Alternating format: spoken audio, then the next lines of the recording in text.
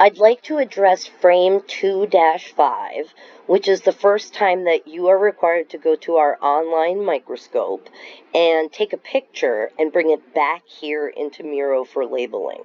I have another video that shows you how to do that using this iframe down at the bottom, but if that's not your preferred method, you can just click on the link. The link will take you to the website in question. And on the website, you just follow the instructions that are in Miro. You click on white adipocytes, and it gives you this nice little view here.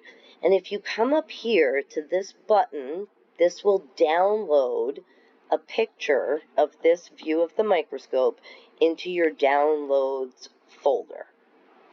Now, once you come back to Miro, you can go over here to the left side menu.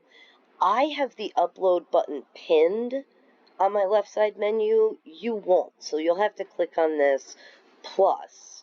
And the upload option is usually almost at the bottom. But again, as you can see, I have pinned it, so it's on my toolbar. So what I'm going to do is I'm going to click on upload, and it gives me the option of going to my device.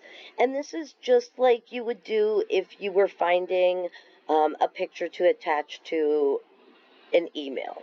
So here's my picture. It's going to be huge. I'm going to have to resize it a little bit. And again, I can use the text function to type in something like nucleus, in all caps this time.